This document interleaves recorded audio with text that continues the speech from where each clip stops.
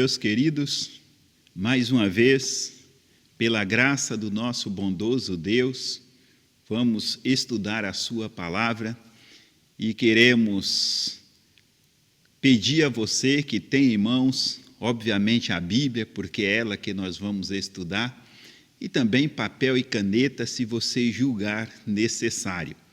Mas é importante que estejamos atentos para as Escrituras, para o que ela nos diz, e que nesta manhã possamos ser desafiados pela mesma e motivados a continuar servindo ao nosso Senhor e Salvador Jesus Cristo. Então nós vamos orar, vamos pedir a direção dele para esse tempo. Santo e eterno Deus, queremos te agradecer, ó Pai Santo, por mais esse dia que o Senhor nos concede. Te damos graças pelo privilégio que temos de nos reunirmos à distância para ainda assim estudarmos a Tua palavra. Nós te damos graças pela Tua bondade, o Teu amor, o Teu socorro, a Tua providência para conosco, mas também queremos agradecer ao Senhor por cada irmão, ó Pai, que tem cuidado da mídia, para que a Tua palavra chegue aos lares, e queremos pedir, ó Pai, a Tua bênção para eles, e que o Teu nome seja glorificado na vida deles, e que o Senhor sempre conceda a eles força, disposição e sabedoria dos altos céus, para que tudo que eles coloquem à mão venham ser bem-sucedidos. Também eu quero pedir a Tua bênção para cada lar, que já está posto para estudar a Tua palavra, para aprender mais do Senhor. Então, tudo isso eu te peço e te agradeço no nome de Cristo, que vive e reina para todos sempre. Amém.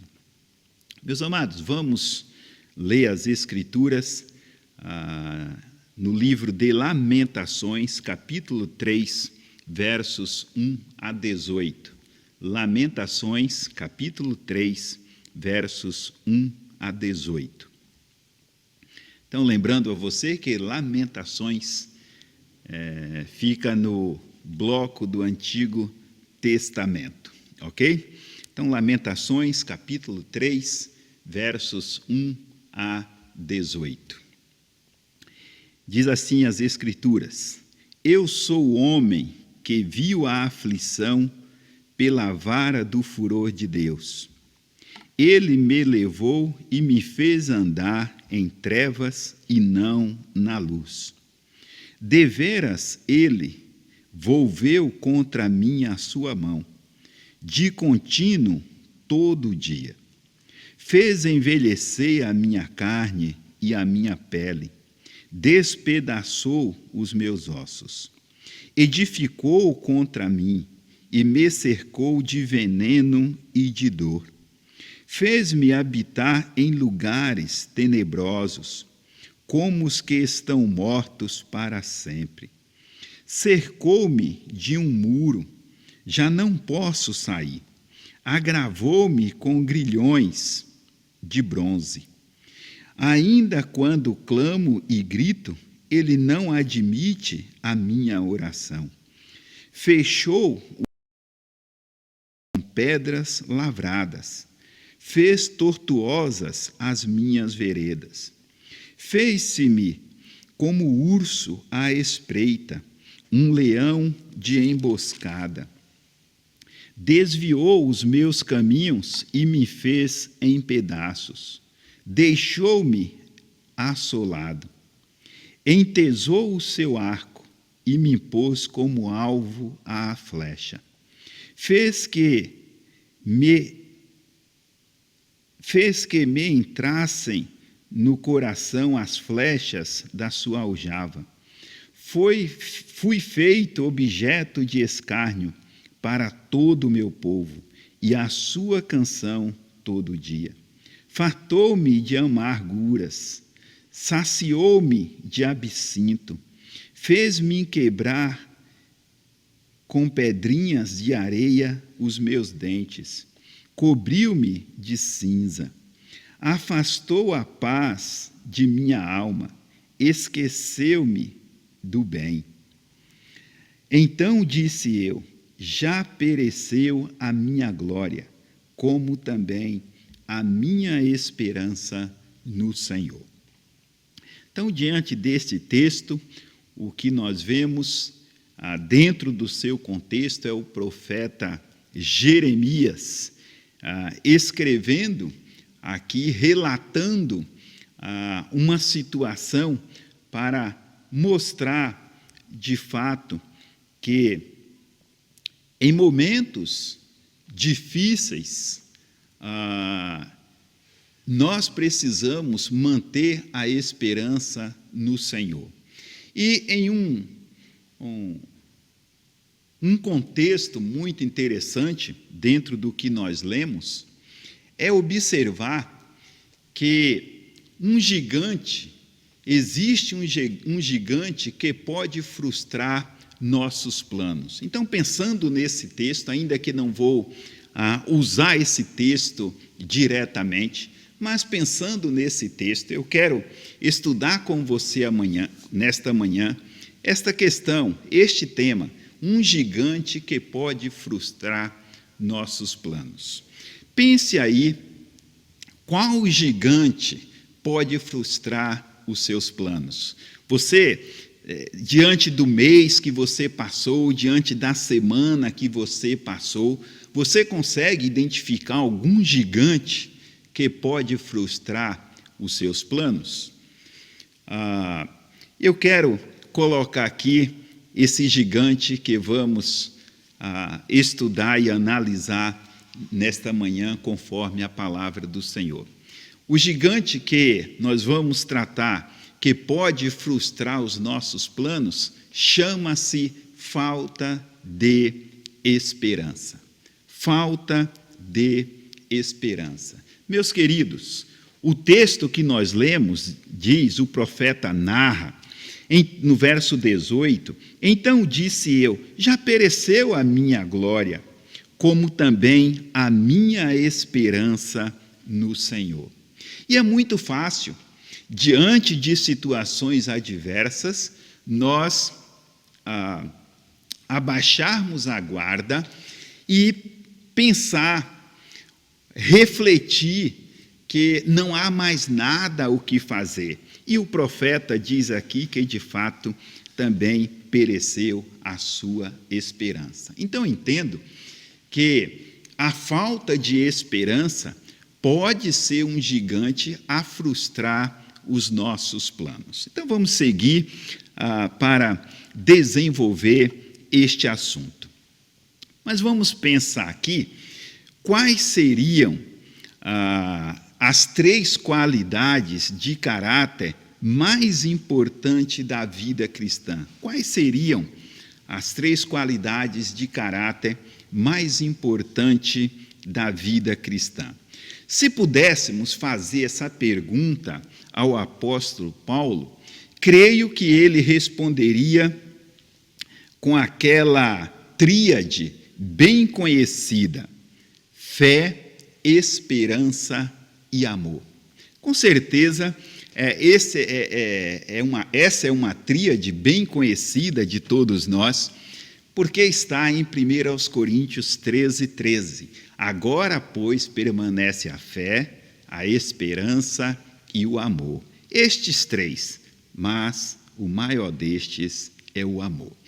E nós ficamos tão concentrados nessa tríade, no livro de 1 Coríntios, na carta de Paulo aos Coríntios, a primeira carta do capítulo 13, mas é interessante dizer que em outras passagens também paulinas, ou seja, escritas por Paulo, contém também esta tríade. Observe Colossenses 1, 4 e 5. Desde que ouvimos da vossa fé em Cristo, então, vossa fé em Cristo, Jesus, e do amor, percebe? E do amor que tendes para com todos os santos, por causa da esperança. Então, nós encontramos aí fé, amor e esperança também na carta de Colossenses. Encontramos também em 1 Tessalonicenses, capítulo 1, verso 3, que diz o seguinte: recordando-nos diante do nosso Deus e Pai, da operosidade da vossa fé, da abnegação do vosso amor e da firmeza da vossa esperança. Então, percebe que essa tríade, ela faz parte da linguagem paulina: fé, amor e esperança. Mas é interessante que nós precisamos destacar, separar essa tríade, porque uma dessa tríade é o nosso tema, esperança, e coloquei ali como gigante que pode frustrar os nossos planos, a falta de esperança. Mas antes de tratarmos diretamente referente ao nosso tema, é importante nós falarmos, é importante nós comentarmos um pouco dessas outras duas pernas, vamos assim dizer, dessa tríade. A primeira é fé. A primeira que nós vamos analisar é fé. A fé é importante. Meus amados, às vezes nós não focamos e não damos a atenção que esta palavra tão pequena merece. Mas quando nós olhamos Efésios capítulo 2, verso 8, diz que pela graça sois salvos mediante a fé. Então é importante nós destacarmos que a fé é importante para a nossa salvação. E pela graça sois salvos mediante a fé. Então nós não podemos deixar de observar quão importante é esta palavra, fé. E não somente nessa questão, mas ela vai avançando um pouco mais. Como crentes, fomos justificados pela fé. Hoje nós somos crentes em Cristo Jesus, mas nós fomos justificados pela fé. Romanos 5:1 diz: justificados, pois, mediante a fé, temos paz com Deus. Então, percebe a fé operando? Percebe a fé em atividade? Em Hebreus, capítulo 11, verso 6, diz que sem fé é impossível agradar a Deus. Sem fé é impossível agradar a Deus. Ok? Vamos falar da segunda perna, que é o amor. O amor é importante porque sem ele as nossas ações não fazem sentido. Tudo aquilo que nós fizermos, o amor precisa estar presente e de uma forma intensa, porque sem amor, tudo aquilo que nós fizermos perde o seu verdadeiro sentido. E Paulo deixou isto muito claro também na sua primeira carta aos Coríntios, no capítulo 13, versos de 1 a 3. Ele usa uma expressão nos 3 versos que é muito interessante no início de cada um deles. Ele usa a expressão ainda que. Claro, é uma hipérbole, ele vai mostrar uma expressão de forma até exagerada nesse aspecto, mas esta é a realidade. Ele começa dizendo, ainda que, para chamar a minha e sua atenção, o quão é importante o amor em nossas ações. Então ele diz, no verso 1, ainda que ele fale a língua dos anjos e dos homens, se ele não tiver amor, é como metal é como bronze que soa, ou como metal que retine, o símbolo que retine. Percebe? Então, nós precisamos ter amor em nossas ações, logo neste primeiro verso. No segundo verso, ele diz, ainda que eu tenha tamanha fé de transportar os montes E lembre que Jesus falou dessa questão de fé, passa daqui para acolá. Se tiverdes fé do tamanho de um grão de mostarda, vai falar esse monte, passa e ele vai passar. Mas o que Paulo está destacando é que nós podemos fazer tais coisas, mas se nós não tivermos amor, nada disto adiantará. Então ele diz, se não tiver amor, nada serei. E ainda o verso 3, ele diz que ele pode, aí ele vai mais além, vê que ele vai cada vez mais colocando em profundidade a sua fala, a sua escrita. Ele diz ainda que distribua todos os meus bens e dê o meu corpo, entregue o meu corpo para ser queimado em favor dos pobres, ou entregue em favor dos pobres, em favor de outras pessoas. Se não tiver amor, nada disto aproveitará. E não foi só o apóstolo Paulo quem tratou dessa questão que o amor precisa estar presente em todas as nossas ações. O apóstolo João fala também sobre essa questão, fala que o amor é essencial em tudo aquilo que nós estivermos fazendo. Em 1 João 4:7 diz: amados, amemo-nos uns aos outros, porque o amor procede de Deus. E todo aquele que ama é nascido de Deus. Então, percebe? Amados, amemos uns aos outros, porque o amor procede de Deus. E ele não para aí.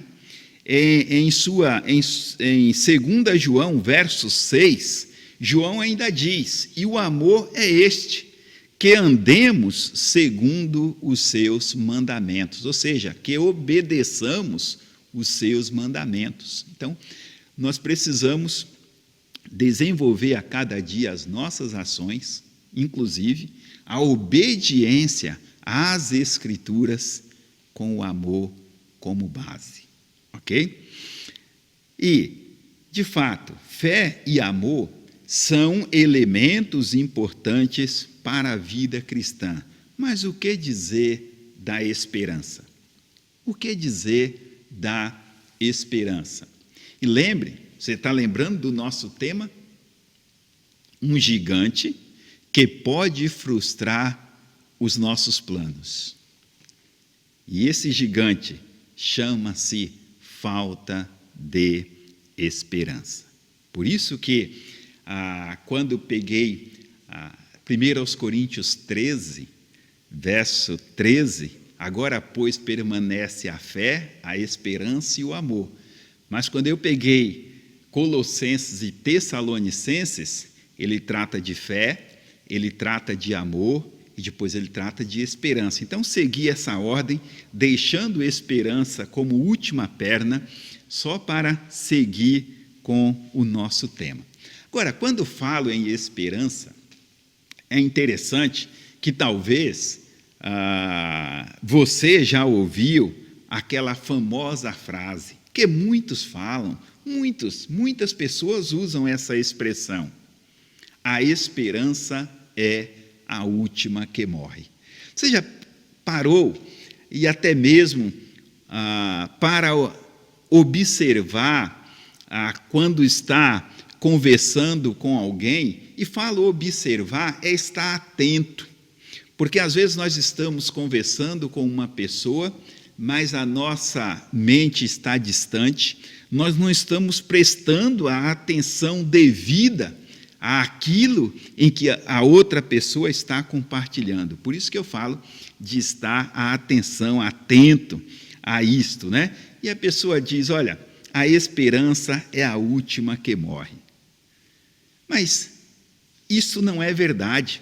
Nós precisamos entender que o Deus da Bíblia, o nosso Deus, Criador dos céus e da terra, é o Deus de toda a esperança. Talvez até essa frase que muitos falam, talvez até já passou por sua mente, de repente Até você já proferiu esta frase.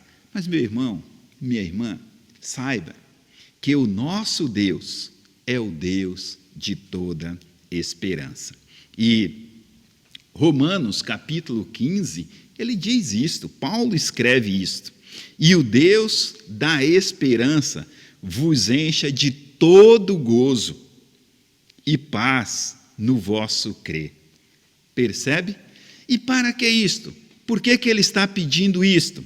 Para que sejais ricos de esperança, ok? O nosso Deus é Senhor sobre todas as coisas. O nosso Deus, Ele é o Criador de todas as coisas. Ele é o Deus que enche todo aquele que nele crê de esperança. Então, eu quero aproveitar neste momento até para trazer um desafio a você. Por quê? Porque nós vivemos em um momento de muitas incertezas. Nós vivemos em um momento de muita confusão transmitida pelas mídias. Um dia é uma coisa, um dia é outra. Uma hora é uma coisa, uma hora é outra.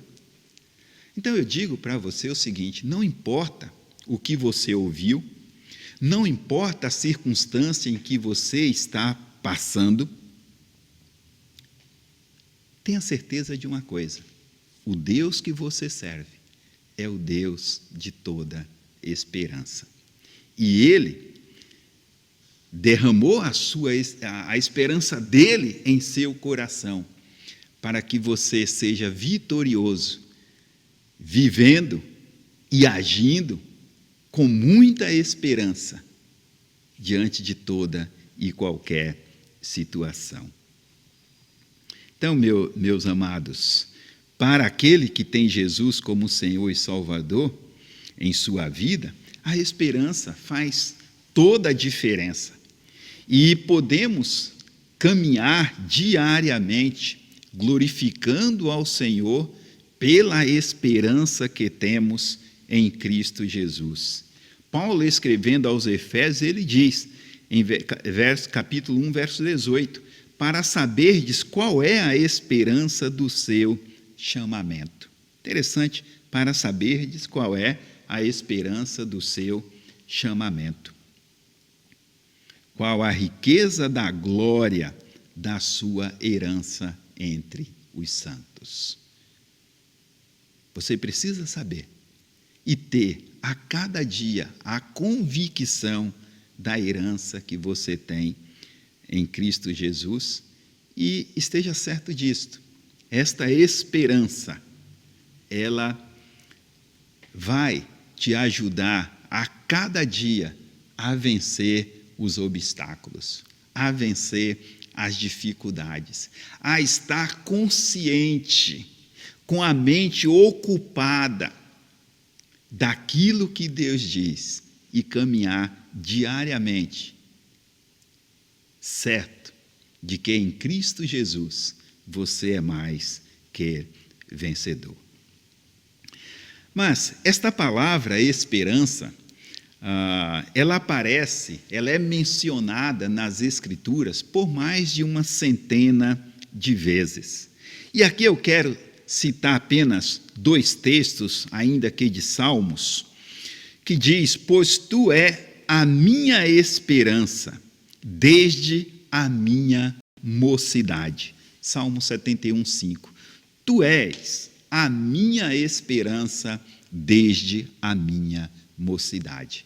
O salmista está dizendo que Deus é a esperança dele desde a sua mocidade. Portanto, minha irmã, portanto, meu irmão, não importa o tempo de convertido que você tem, não importa quanto tempo tem que você aceitou Cristo, não importa se faz 1 mês, 2 meses, 1 ano, 10 anos, 20 anos, 50 anos, 70 anos, ou um dia, ou 1 minuto, não importa. Faça como o salmista. O Senhor é a sua esperança desde a sua mocidade. E é interessante que nós, quando lemos a vida de Davi, lá no livro de Samuel, nós percebemos como aquele jovem confiava realmente no Senhor. E no Salmo 31, 24, ele diz: ser fortes. Aquele que esperava no Senhor, ele diz: ser fortes e revigore-se o vosso coração. Vós, todos que esperais no Senhor, todo aquele que tem esperança no Senhor deve ser forte, deve se revigorar a cada dia, a cada instante. Ok? Vamos prosseguir expandindo um pouco esse termo esperança. Se nós tivéssemos que definir esperança em tudo em que falamos até aqui, nós definiríamos como esperança é ter expectativa de que algo vai acontecer. Poderíamos definir assim, mas nós vamos expandir um pouco esse termo e não ficar tão somente nesta frase. Então, a esperança está ligada à fé, porque a pessoa com esperança acredita em uma coisa que ainda não vê. E é interessante nós olharmos para esse termo desta forma, porque Romanos 8 diz o seguinte: porque na esperança fomos salvos. Na esperança fomos salvos. Ora, esperança que se vê não é esperança, pois o que alguém vê, como espera? Mas, se esperamos o que não vemos, com paciência aguardamos. Ok? Com paciência aguardamos. E aqui eu quero aproveitar só para jogar algo mais aí para você pensar. Quando eu coloquei aquela pergunta bem no início, né? Qual gigante tem atrapalhado os seus planos, né? De repente a impaciência pode estar atrapalhando os seus planos, pode ser esse gigante, ainda que não vamos falar dele hoje, vamos focar na esperança, mas observe que o texto diz: a esperança, tá certo?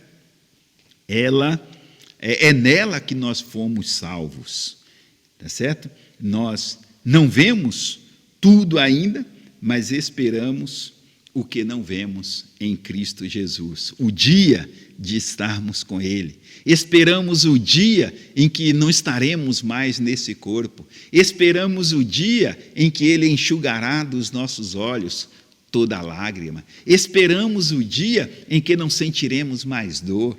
Esperamos o dia em que não nos separaremos mais dos nossos familiares, dos nossos irmãos. Esperamos tudo isto, porque na esperança nós fomos salvos. Mas eu quero expandir esse termo ainda um pouco mais. O que a Bíblia fala ou diz sobre a esperança do salvo e não salvo? Será que a Bíblia fala alguma coisa sobre isto? Então vamos observar o que a Bíblia fala, começando pelo não salvo. O não salvo é aquele que não tem a Cristo como Senhor e Salvador, o perdido, o pecador que ainda não se reconciliou com Cristo, ok? Então, o que é que a Bíblia fala da esperança dele? A Bíblia diz que a esperança dele está tão somente nas coisas terrenas. Por que terrenas? Porque ele ainda não nasceu espiritualmente, então ele não tem como pensar nas coisas espirituais. Então, o pensamento e a esperança ficam tão somente limitadas às coisas desta vida. E é interessante que Jó trata essa questão no capítulo 8 de uma forma muito precisa. Ele diz: são assim as veredas de todos quantos se esquecem de Deus, e a esperança do ímpio perecerá. A sua firmeza será frustrada, e a sua confiança é teia de aranha. A esperança deles se baseiam nestas coisas, nas coisas terrenas. E quando ele vem a falecer, tudo termina. Perece também a esperança dele. E Provérbios, capítulo 11, verso 7, diz: morrendo o homem perverso, morre a sua esperança. Percebe como é interessante que a esperança do não salvo está nas coisas terrenas, nas coisas desta vida? Agora, a esperança daquele que não tem Cristo é, na verdade, uma esperança do tipo: espero que, quem sabe vai acontecer, quem sabe vai se suceder assim, quem sabe as coisas vão sair desta maneira. Eu lembro que no dia de ontem, conversando com uma vizinha, um casal, né? Mas foi a esposa quem proferiu, não foi o esposo, por isso que falei uma vizinha, mas estava marido e mulher ali, no banco da praça, né? No nosso condomínio tem banco da praça, né? No condomínio onde moro. Então desci um pouco para tomar um pouco de sol, porque estava um pouco frio, e saí então, vou descer, vou sentar ali no banco da praça, né? No banco do jardim, tomar um solzinho. E aí tinha esse casal e nós começamos a conversar, e a esposa falou assim: seu Edmilson, nós temos esperança que logo, logo tudo isso vai passar e nós vamos voltar com a nossa vida normal, nós vamos ser vacinados, nós não vamos mais pegar Covid, então a vida vai voltar tudo normal como era antes. Então eu disse para ela: vizinha, realmente essa é uma esperança, mas essa esperança está tão somente baseada nas coisas desta vida. E se ano que vem as coisas não voltar ao normal? E se, mesmo depois da população, a sua maioria vacinada, ainda continue pessoas sendo contaminadas com a Covid? E aí? Então, a esperança que a senhora tem, que a senhora está proferindo neste momento, está baseada tão somente nas coisas daqui. Mas é importante a senhora refletir um pouco nas coisas espirituais. E ela falou: coisas espirituais? Eu disse: coisas espirituais. Pensar primeiro no perdão dos seus pecados em Cristo Jesus. Pensar em receber a Cristo como Senhor e Salvador da sua vida. Pensar em ter acesso à presença de Deus. Pensar nas coisas lá do alto, onde Cristo está à destra de Deus. E para que isto seja possível na sua vida e na vida do seu esposo, vocês precisam aceitar Cristo como Senhor e Salvador da vida de vocês, porque Ele veio a este mundo e morreu em uma cruz para pagar pelos seus pecados. Vocês, que são inimigos de Deus, como eu era inimigo de Deus, mas fui reconciliado mediante o sacrifício de Cristo Jesus. Então foi uma oportunidade para expressar o plano de salvação para aquele casal. Então, irmãos, morrendo o homem perverso, morre também a sua esperança. Enquanto quem tem Jesus como Senhor, a sua esperança está nas coisas espirituais. A esperança daquele que tem a Cristo como Senhor e Salvador está nas coisas espirituais. E quero destacar aqui dois aspectos desta esperança, que a partir de agora vamos chamar de esperança bíblica. Vamos dar mais um termo qualitativo aí para essa esperança. Esperança bíblica, ok? O primeiro aspecto desta esperança, tá certo? O primeiro aspecto da esperança bíblica é que ela só estará disponível para quem já nasceu de novo. Só para quem já nasceu de novo. Até que uma pessoa se arrependa de seus pecados e professe a fé em Jesus Cristo, ela é incapaz de conhecer a esperança bíblica. Efésios, capítulo 2, verso 12, descreve isso muito bem. Ele diz: naquele tempo estáveis sem Cristo, separados da comunidade de Israel, não tendo esperança e sem Deus no mundo. É somente quando a pessoa professa Cristo que ela pode conhecer a esperança bíblica. E 1 Pedro, ele deixa isto muito claro. Bendito Deus e Pai de nosso Senhor Jesus Cristo, segundo a sua muita misericórdia, nos regenerou para uma viva esperança. Então, a esperança vem depois da regeneração. Agora, o que é importante destacar é que ninguém está além do alcance da graça de Deus. Ninguém. Porque 1 João 2,2 diz que ele, Cristo, é a propiciação pelos nossos pecados, e não somente pelos nossos, mas pelo do mundo inteiro. E não importa o que você tenha feito, não importa qual pecado você cometeu, a graça de Deus está disponível para você e você pode ser alcançado por essa graça. Você que me ouve nesta manhã, que ainda não tem a Cristo como Senhor e Salvador da sua vida, você pode ser alcançado pela graça de Deus. Você pode obter a salvação, o perdão dos seus pecados em Cristo Jesus. Não importa o que você tenha feito. O apóstolo Paulo, em 1 Timóteo 1,15, ele escreveu: fiel é a palavra e digna de toda aceitação, que Cristo Jesus veio ao mundo para salvar os pecadores, dos quais eu sou o principal. Eu sou o principal. Percebe? Não importa.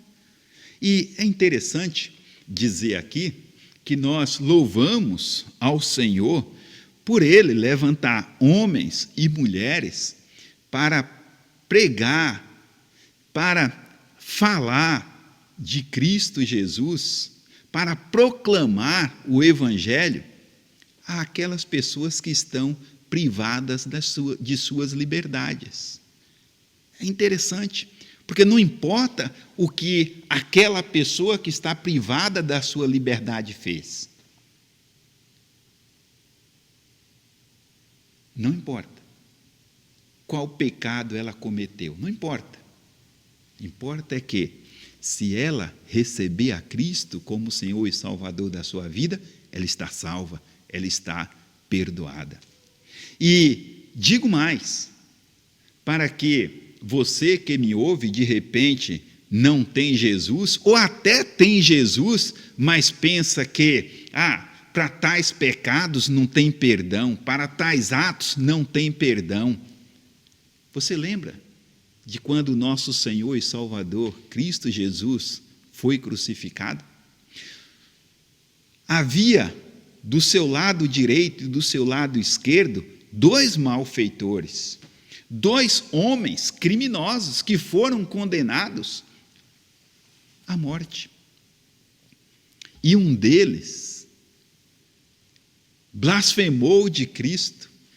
Disse: olha, desce dessa cruz e salva-te, salva a mim, a nós. E este foi repreendido pelo outro, que disse: nós estamos nestas condições porque os nossos pecados fizeram com que aqui estivéssemos. Mas este, falando de Jesus, nenhum pecado cometeu.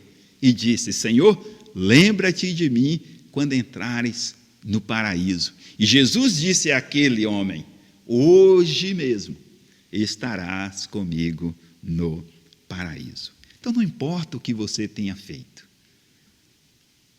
você pode obter o perdão do seu pecado em Cristo Jesus. E Romanos 1,16 diz o seguinte: porque o Evangelho é o poder de Deus para a salvação de todo aquele que crê. Então esse é o primeiro aspecto.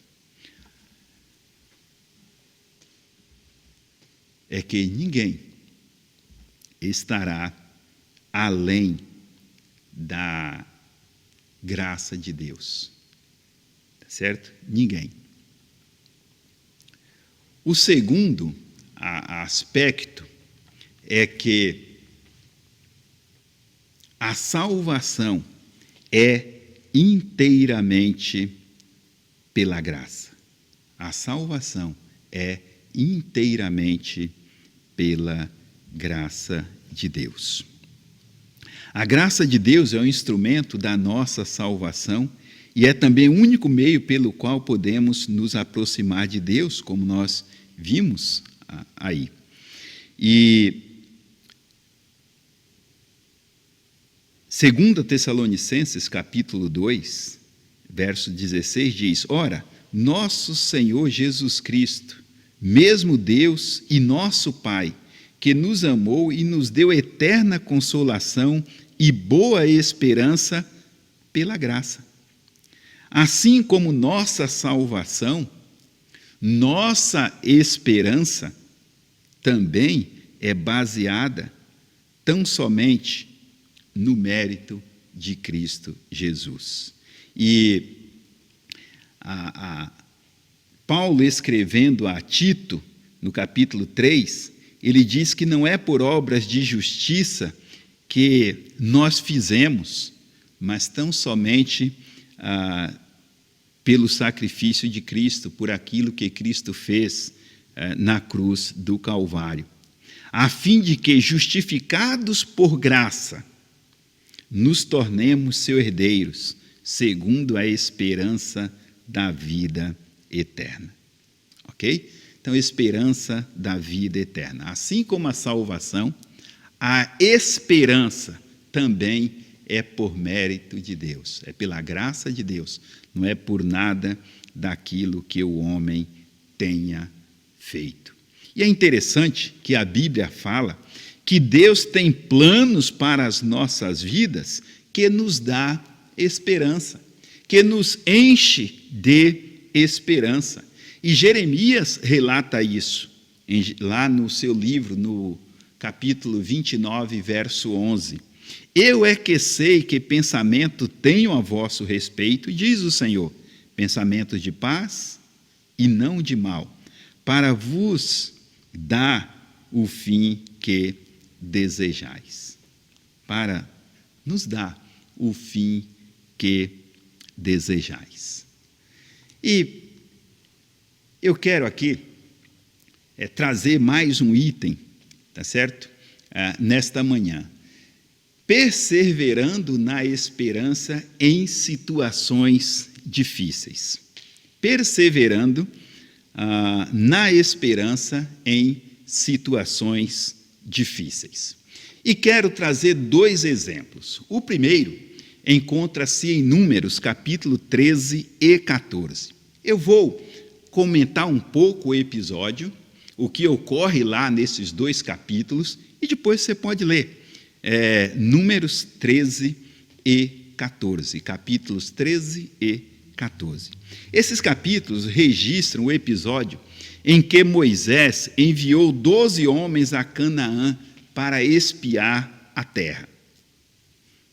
E ao voltar, esses homens foram, cumprindo a ordem de Moisés, e ao voltar, relataram a todos o que havia visto. E claro, se eles foram lá para espiar a terra e trazer um relatório, eles fizeram, eles foram, olharam e relataram tudo o que tinha visto. Mas desses 12, 10 deles disseram que a terra manava leite e mel, como Deus havia dito, mas que também estava cheia de pessoas fortes e moravam em cidades fortificadas. De fato, era uma cidade construída, protegida pelos seus muros. Eles estavam falando a verdade. No entanto, eles disseram que era inútil tentar entrar naquela terra. Olha, aquele povo havia saído do Egito cheio de esperança, de não mais ser escravos, agora de habitar em suas casas, terem suas terras, poder plantar, poder colher. Saíram cheios de esperança.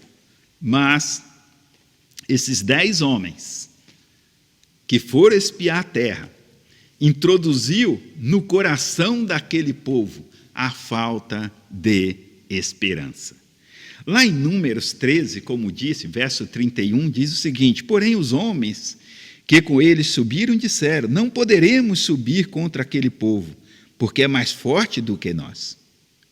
E as pessoas ouviram aquele relatório e ficaram perturbadas, ficaram sem esperança, pois acreditaram nas palavras daqueles 10 homens e a esperança que tinham de adentrar aquela terra lhes faltou.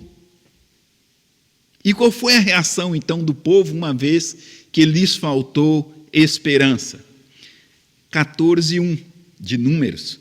Então toda a congregação levantou a sua voz e o povo chorou naquela noite.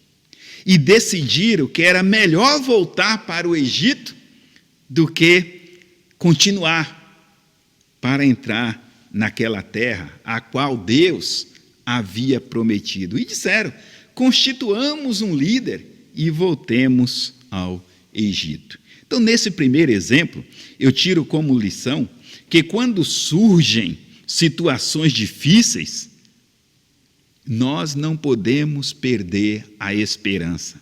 Precisamos seguir adiante. Não podemos deixar que esse gigante chamado falta de esperança tire a nossa esperança, mas que confiemos e vamos continuar com a esperança e seguir adiante, seguir avante para conquistar aquilo que Deus planejou para nós. O segundo exemplo é extraído do livro O Peregrino.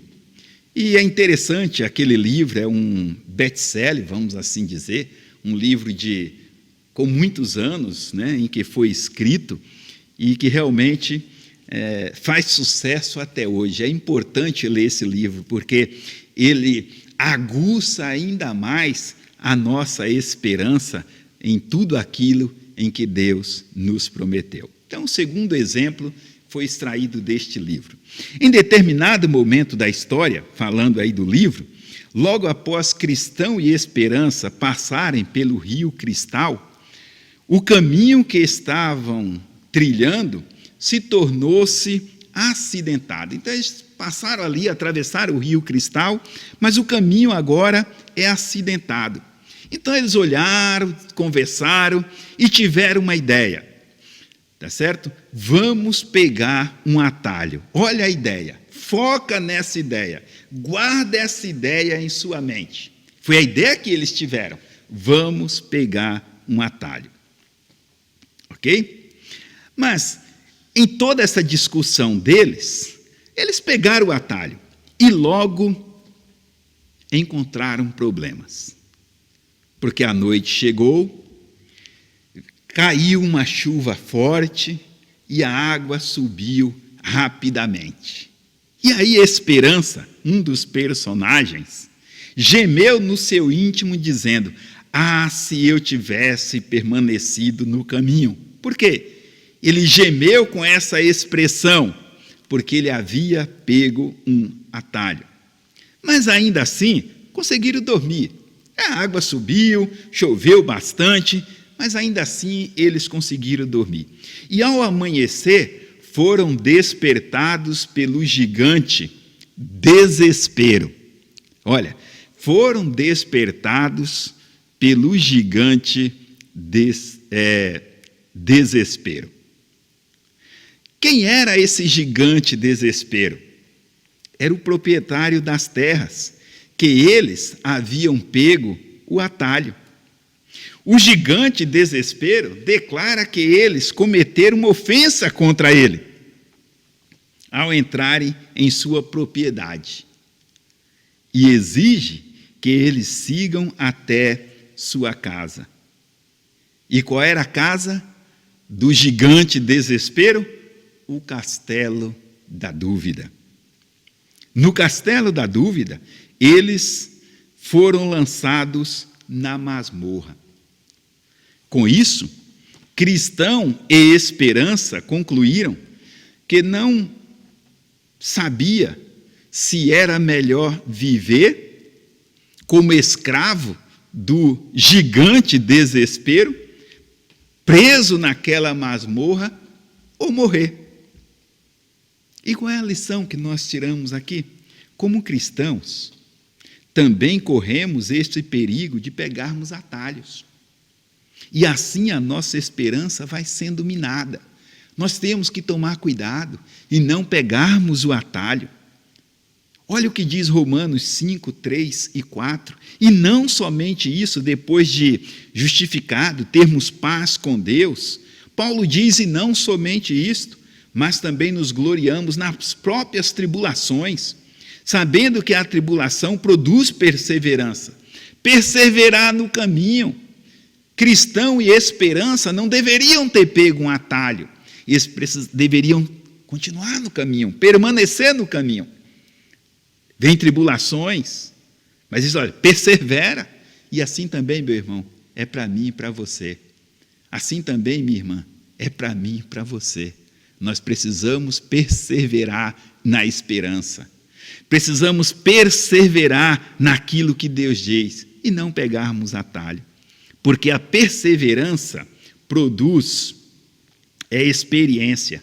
E a experiência, esperança. Cada vez mais que nós passarmos por tribulações, situações difíceis e nos mantermos firmes, mais maduros nós seremos.